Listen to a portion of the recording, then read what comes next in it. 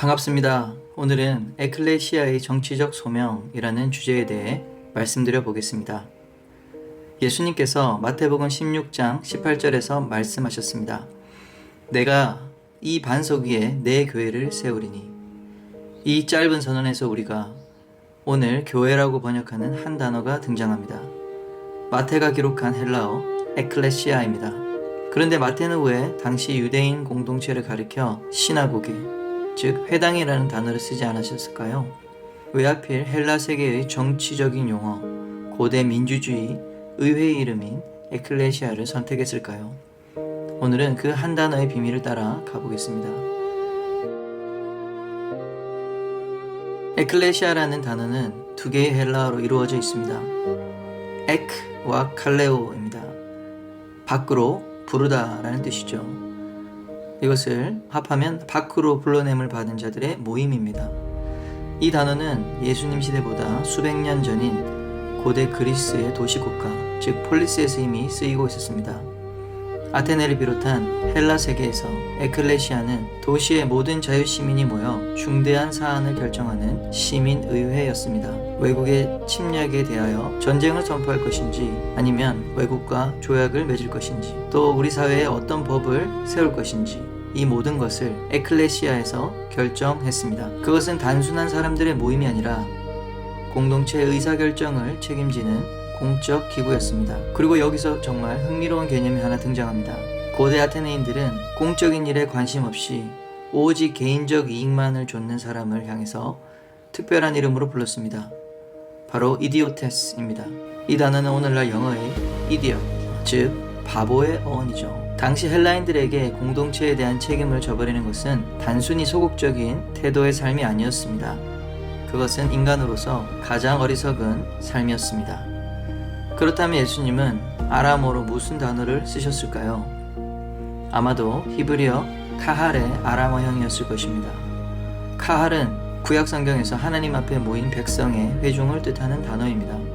그리고 이미 예수님 시대 이전에 구약을 헬라어로 번역한 시빈역은 카할을 바로 에클레시아로 번역하고 있었습니다. 마태는 이것을 알고 있었습니다. 예수님의 공동체를 에클레시아로 기록함으로써 그는 두 가지를 동시에 선언하고 있었습니다. 하나는 이 공동체가 구약 하나님의 백성, 카할의 성취라는 것.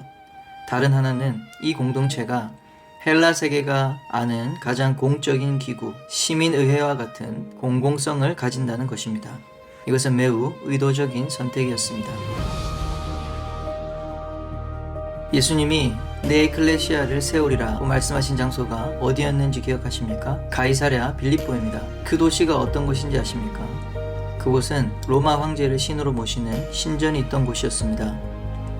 헬라 신화의 판 신을 섬기는 거대한 동굴 신전이 있었고 이교회 재단들이 즐비했습니다. 당시 세상의 권력과 종교가 집결된 그 장소에서 예수님은 선언하셨습니다. 내가 이 반석 위에 내 에클레시아를 세우리니 음부의 권세가 이기지 못하리라. 이것은 단순한 종교적 모임 결성이 아니었습니다. 세상의 가장 강력한 권세 앞에서 그와 정면으로 대면하는 새로운 통치 공동체의 출범을 선포하신 것입니다. 만약 회당, 시나고그를 세우겠다고 하셨다면 그것은 유대교 내부의 또 하나의 종파 정도였을 것입니다. 그러나 예수님은 에클레시아를 세우셨습니다. 세상과 담을 쌓는 닫힌 공동체가 아니라 세상을 향해 나아가는 공적 공동체를 세우신 것이죠. 이 차이를 이해하는 것이 오늘 우리가 교회를 이해하는 방식을 근본적으로 바꿀 수 있습니다. 예수님은 산상수훈에서 에클레시아의 정체성을 두 개의 아름다운 이미지로 설명하십니다. 마태복음 5장 13절과 14절입니다. 너희는 세상의 소금이니 너희는 세상의 빛이라. 소금은 부패를 막고 고대 세계에서 소금이 없다면 음식은 썩게 되죠. 에클레시아는 세상의 도덕적 부패를 막는 존재입니다. 소금이 만일 그 맛을 잃으면 무엇으로 짜게 하리요? 후에는 아무 쓸데없 다만 밖에 버려져 사람에게 밟힐 뿐이니라. 이것은 경고의 말씀입니다. 동시에 가능성을 의미합니다. 소금이 제 역할을 할 때 세상은 보존되게 되어 있습니다. 빛도 마찬가지입니다. 산 위에 있는 동네가 숨겨지지 못할 것이요. 여기서 마태가 기록한 동네는 헬라어로 폴리스입니다. 도시국가, 즉 정치 공동체입니다. 에클레시아는 산 위에 세워진 대안적 도시입니다. 세상이 보고 있는 곳에 세워진 공동체입니다. 숨어서 기도만 하는 공동체가 아니라 세상 가운데 빛을 발하며 하나님의 통치를 가시적으로 보여주는 공동체입니다. 에클레시아에 대한 이해는 현대 신학자들에게도 깊이 계승되어 있습니다. 신학자 스탠리 하우어워스는 교회를 대안적 폴리스라고 불렀습니다. 교회가 세상의 정치 조직 중 하나가 되어야 된다는 뜻은 아닙니다. 오히려 세상이 폭력과 권력으로 움직일 때 교회는 예수 그리스도의 방식으로, 즉 섬김과 용서와 희생적 사랑으로 작동하는 전혀 다른 질서를 세상에 보여주어야 한다는 것이죠. 신약학자 앤티 라이트는 에클레시아가 장차 올 하나님 나라의 전초기지라고 표현했습니다. 교회가 세상 속에서 행하는 모든 정의의 실천, 약자와의 연대, 진리의 선포는 단순한 봉사가 아닙니다. 부활하신 그리스도가 이 세상의 진정한 주권자임을 증언하는 행위라고 그는 말했습니다. 이 신학자들은 어떤 정치적 이념을 따른 것이 아닙니다. 에클레시아라는 단어 자체가 가진 공적인 성격, 그리고 마태가 그 단어를 선택한 신학적 의도를 진지하게 캐치한 것이죠. 이제 오늘 우리 한국교회 이야기를 해야 합니다. 에클레시아가 공적 공동체라면 공적 영역에서 일어나는 일은 에클레시아와 무관하지 않은 것이죠. 태어나지 못한 생명이 법의 이름 아래 낙태되고 있습니다. 정의의 기준이 되어야 할 사법체계가 국가의 권력에 의해 흔들리고 있습니다.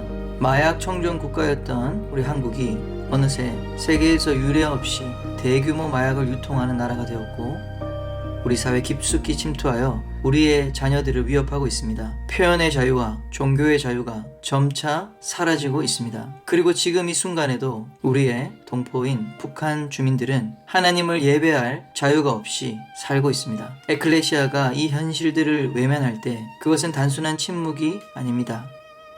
에스겔의 파수꾼이 나팔을 불지 않은 것과 같은 것입니다. 그러나 오해하지 마십시오. 이것은 교회가 정치 집단이 되어야 한다는 말은 아닙니다. 어떤 정당을 공식적으로 지지해야 한다는 말도 아닙니다. 하나님의 창조 질서와 도덕 체계의 편에 서야 한다는 것이죠. 생명을 살리는 것, 정의를 세우는 것, 약자를 보호하는 것, 소중한 자유를 지키는 것. 이것은 정치적 구호가 아니라 하나님의 성품이죠. 하나님이 우리에게 허락하신 은혜입니다. 예수님이 세우신 공동체는 회당, 시나고그가 아니었습니다. 마태는 그 공동체를 에클레시아, 시민의회라는 단어로 기록했습니다. 세상 안으로 파송된 공적 공동체, 그것이 교회의 원형입니다. 부름받은 것은 머무르기 위해서가 아니라 보내어지기 위해서입니다. 지금 이 시대에 하나님은 파수꾼을 찾고 계십니다. 나팔드는 교회 공동체를 찾고 계십니다. 이 나라와 민족을 위해 간절히 기도하며 또한 광장을 향해 하나님의 진리의 말씀을 선포할 에클레시아를 찾고 계십니다. 그러한 에클레시아를 향해 예수님은 약속하셨습니다. 음부의 권세가 결코 에클레시아를 이기지 못하리라. 이 땅에 지옥의 권세, 어둠의 권세가 교회를 이길 수 없습니다. 이것이 교회를 향한 약속의 말씀이라는 사실을 우리가 붙들고 그 믿음으로 세상을 향해 나아가기를 예수님 이름으로 축복합니다. 지금까지 행동하는 크리스천 행크 연구소였습니다. 다음 영상에서 뵙겠습니다.